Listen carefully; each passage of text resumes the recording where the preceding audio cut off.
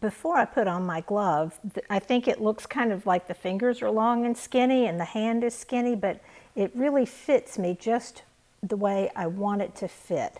I like my gloves to have negative ease so that I have to squeeze my fingers in just a little bit here because I find it more comfortable to wear when the fingers are not tight but snug. So there's some negative ease here.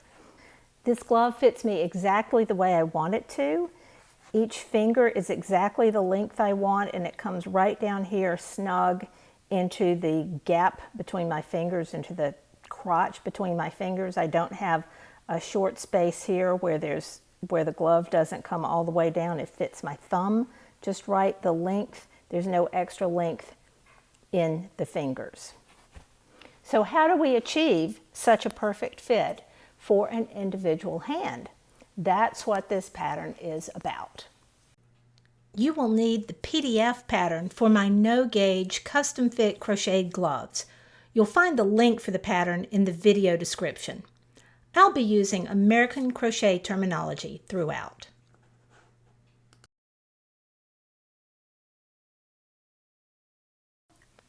Following the instructions for the little finger, I've made a piece. This is fingering weight yarn, and so I've made a piece that is 12 stitches around.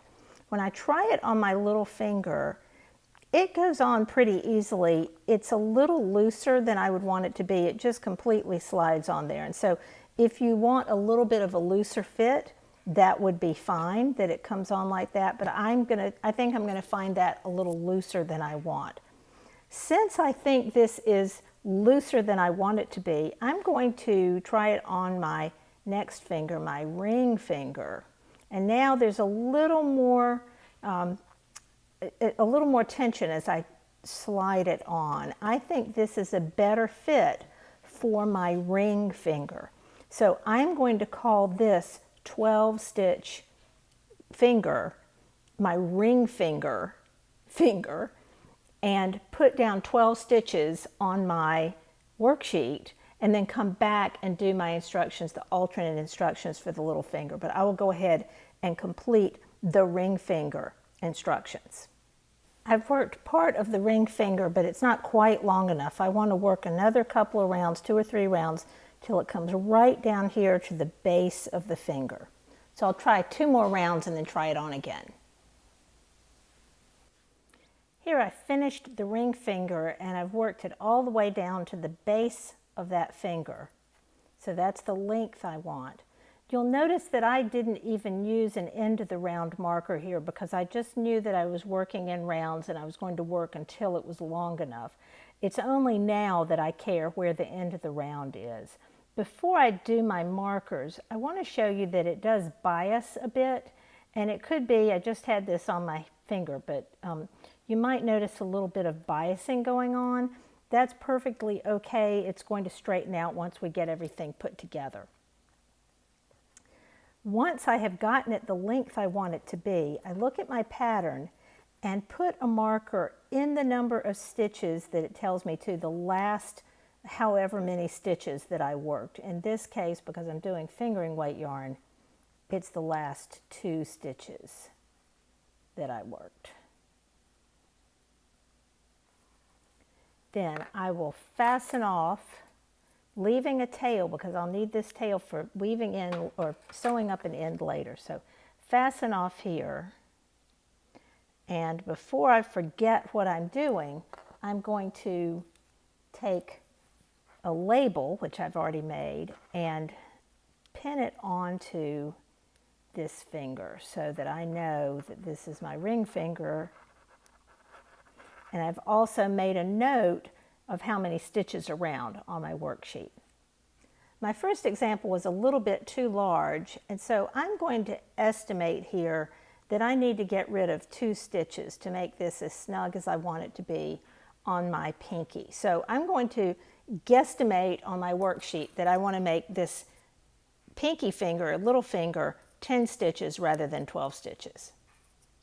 Here I've gone back and started my alternate little finger with 10 stitches. So I have about an inch worth of 10 stitches. slide it on. It's giving me a little bit of resistance here, which is exactly what I want for my negative ease. So I think 10 stitches is what I need for this pinky finger, and I will go ahead and finish working the pinky finger for the length I need it to be. I went back and used the alternate little finger method to create this little finger and labeled it, and you can see I can pull it on,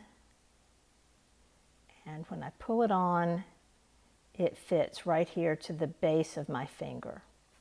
Now it's time to do the middle finger, and to do the middle finger, which on my hand is a little bit fatter than the ring finger, I'm going to put the ring finger on here and see that it feels a little bit tight to me.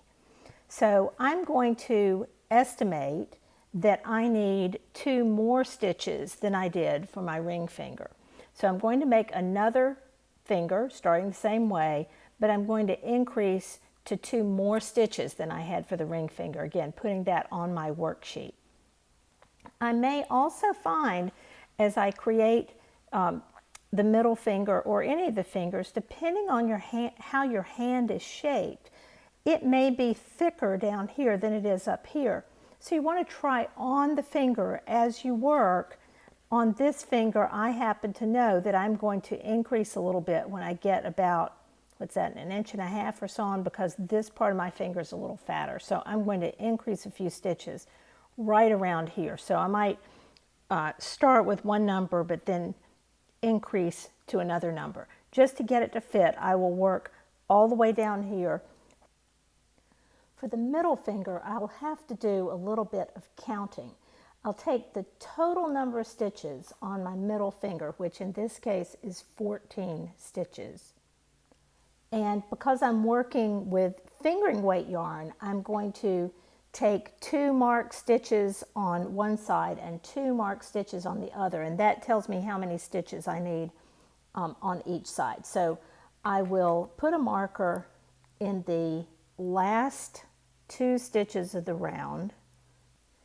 So I had 14 stitches, and I'm going to subtract 2 on this side, 2 on this side.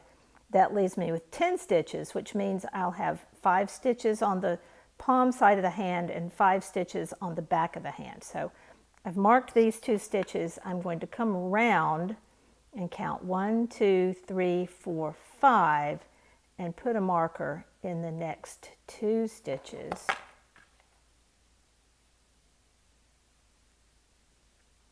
Which leaves me 1, 2, 3, 4, 5 unmarked stitches. So mine worked out evenly.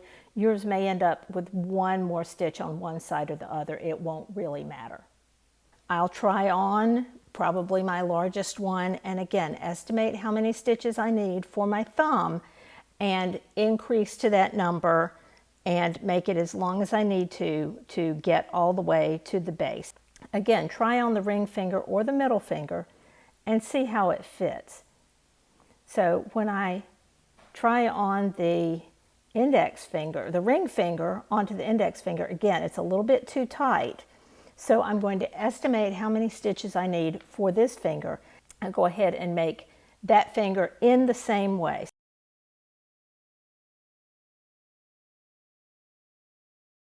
I've worked all my fingers and my thumb, and now it's time to start joining.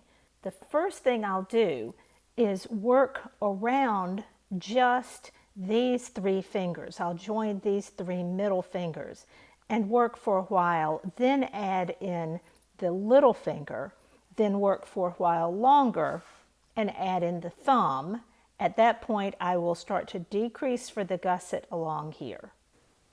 I have my 3 fingers here, the index, middle, and ring finger. They're ready to join to begin working the hand.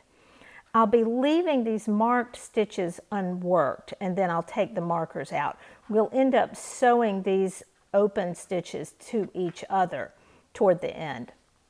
So to begin, I'm going to take my index finger and work halfway around. So I've worked a few more stitches than I need to. So here's the last round of my index finger. I'm going to work halfway around, and I'm going to put a marker in a unique color. Like this is not going to look like any of my other markers because I want to know that this is my beginning of the round. So here's a different kind of marker to show me it's the beginning of the round. Now I'll go ahead and make sure that marker's on there so it doesn't fall off. Finish my index finger stitches.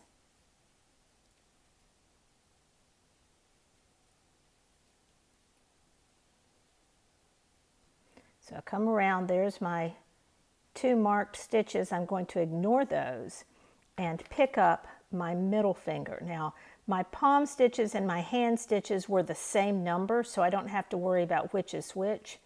I'm going to work across the palm stitches, so ignoring these 2 marked stitches and working into the next stitch, I'm just going to work across those stitches that were my palm stitches. I'm going came to the next couple of markers. I'm going to leave those alone. I'm also about to run out of yarn, so I'm going to start a new yarn here as well. Pick up my ring finger and ignore the 2 marked stitches to start working in the next stitch. I'll keep on with this working yarn for just another stitch or 2, and then I'm going to have to add another ball here. Working all the way around the ring finger stitches. So I'm going all the way around till I get to the 2 marked stitches. Ignore the 2 marked stitches. See what's going on here. See if I can hang on to things. And come over here to my middle finger. Now I'm working across the hand stitches. They're the 2 marked stitches. This to me is the very fiddliest part of the whole thing. Work across those hand stitches. There I am at a marker, and so I'm going to skip those marked stitches, and look, I'm back at the index finger. I'm going to skip the 2 marked stitches and work to the end of the round. So I check carefully, there's a marked stitch. Your numbers may be different from mine.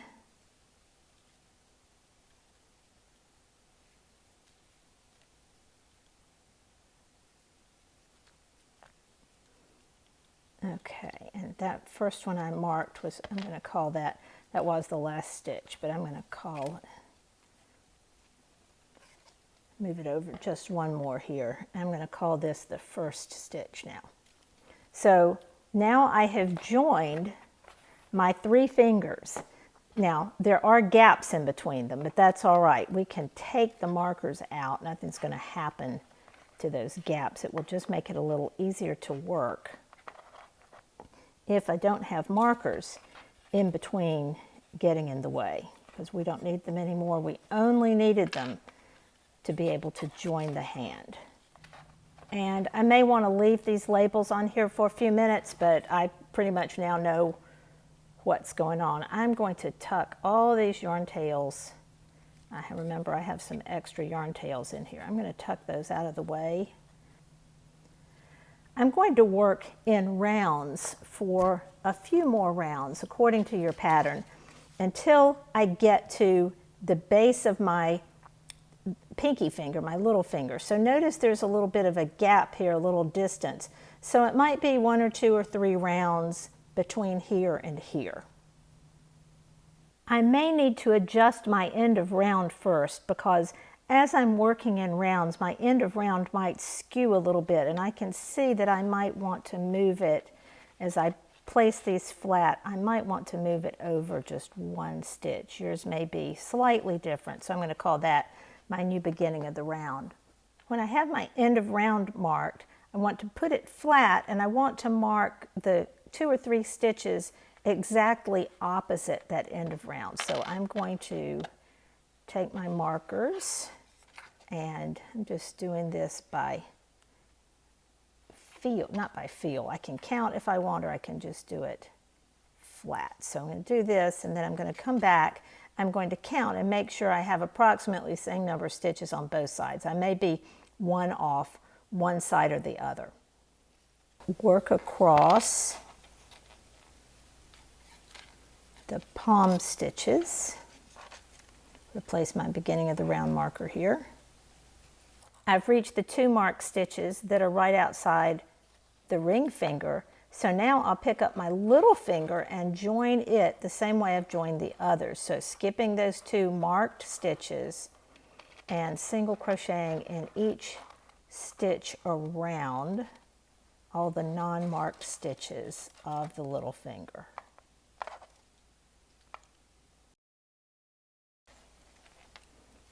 Leaving those 2 pinky finger, little finger stitches that are marked. I'm going to leave those unworked.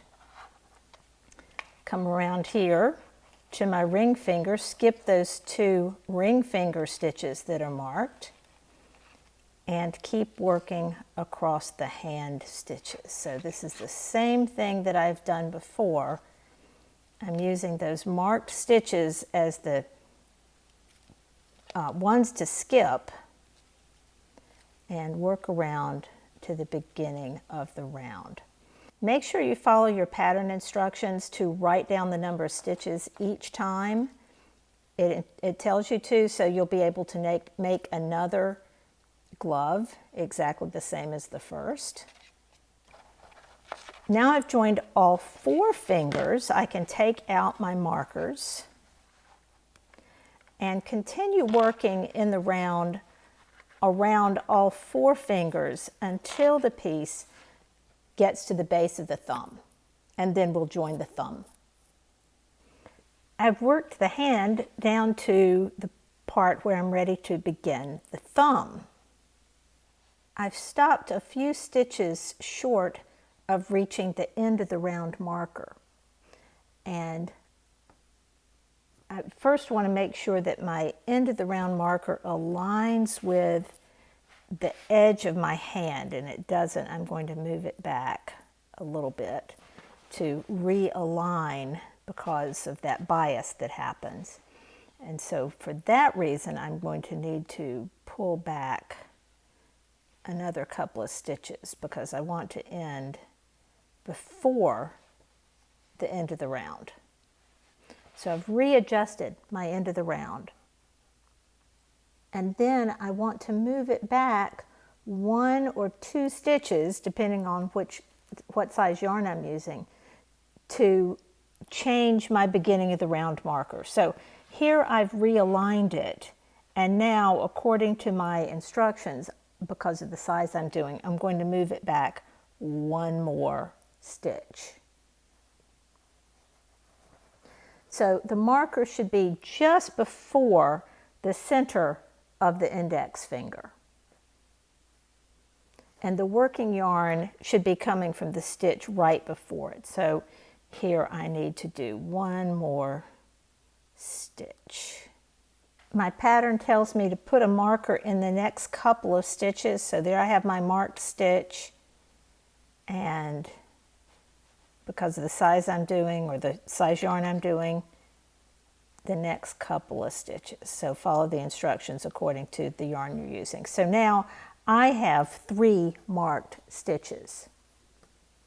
At this point, I'm going to use my yarn tails and sew up the gap between all of these fingers. I can turn my fingers inside out here and pull out all of the yarn tails that I had tucked in. I can see that opening that I have there, and I will just use my yarn tail to sew it securely. I can use a whip stitch, just whatever I need to do. It won't really show. I want to make sure that it's nice and secure though, so I'm going to go back and forth a few times. There's a big gap here. Maybe I want to work around here to close up that gap.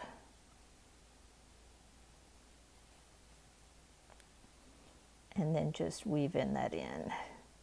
I'll do that between all the fingers.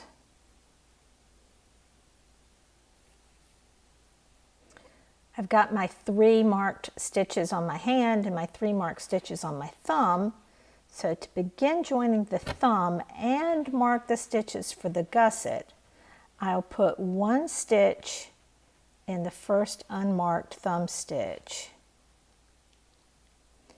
And then I want to move my end of the round marker to that stitch right there. So I'm going to put that marker in that stitch I just made and work across my unmarked thumb stitches.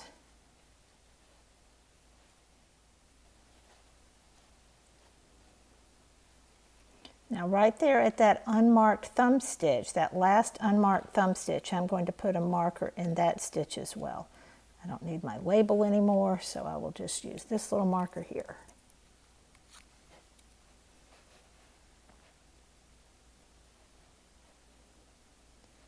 Then skip all those marked stitches, skip the marked stitches on the hand, and single crochet in the next unmarked stitch of the hand, and continue all the way around to the beginning of the round. I don't need these markers between the thumb and the hand anymore, but I'll go ahead and work 2 rounds around all of it and then begin my gusset.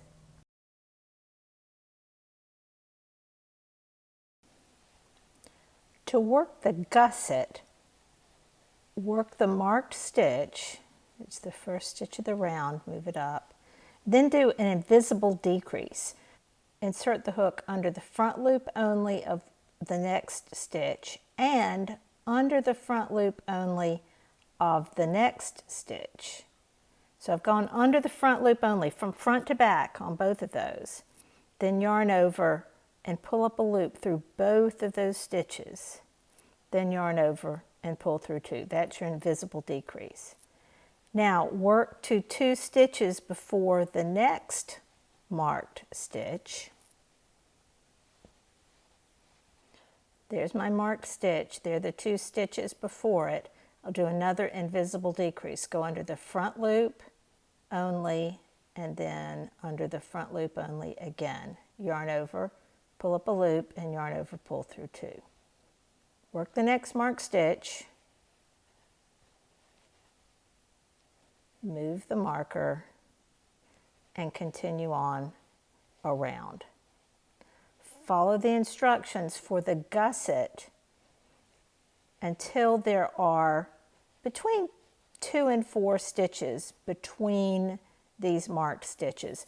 You may try it on as you go and decide you don't want to decrease that much. Just see how it fits as you decrease down this part of the hand. Once you get to that point, you can take out the second marker and just work in rounds till you reach the base of the hand.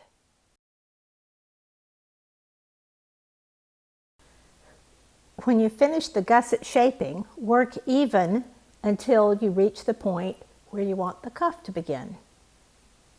The cuff begins by chaining the number of stitches in the pattern. Single crochet in the back loop only of the second chain from the hook. So there's my loop that's on my hook, there's my first chain, there's my second chain. I'm going to work into the back loop only of that chain and in each chain across back to the main part of the glove. So I'm working in the back loop only of these chains. At this point, it's a good idea to stop and count. If I chained 10 to start, I should have 9 single crochets. 1, 2, 3, 4, 5, 6, 7, 8, 9. That's the number of stitches that I will want to maintain as I work the cuff sideways and attach it at the same time. So there I've worked all the way back to the body, to the hand of the fabric. Then I'm going to slip stitch in the next 2 stitches. So slip stitch in the next stitch. That attaches it, and then slip stitch in the next stitch. That's like my turning chain. Then turn. And I can either bring my yarn around to the back like this, or I can bring it around like this. Either way will work as long as I'm consistent. Do it the same way each time. Single crochet in the back loop only of each stitch across. So I want to make sure that I don't lose stitches. So I'm going to single crochet in the back loop only of the next stitch of the cuff, and there'll be 9 single crochets for my particular glove. If you want a wider cuff than the number of stitches called for, then you can certainly do that. You can make this cuff as wide as you want just by starting with a longer chain and working more stitches.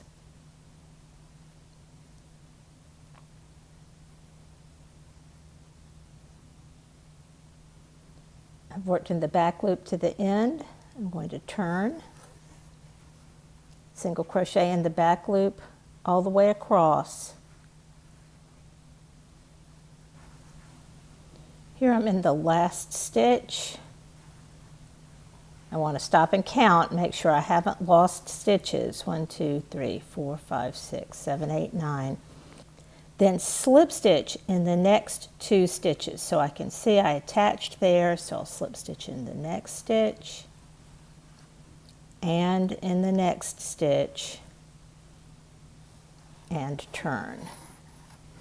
I'll keep working those 2 rows until I've worked in all the stitches around and end up back at the beginning. I've turned the cuff wrong side out, so now I have right sides together. I've done my chain 1. I'm going to seam it by working both of these edges together. So I've got my foundation chain here and I've got my last row here. I'll be working into the back bump of this last row and into the foundation chain. So right now I have the foundation chain facing me, so I'm going to go through the first foundation chain and through the back loop of the first stitch. So both of those together and finish my single crochet. Do that all the way across into the foundation chain and then into the back loop of the next stitch. If you'd like more instruction like this, subscribe to my YouTube channel. Check out the links in the video notes for more ways you can find me. Thanks for watching.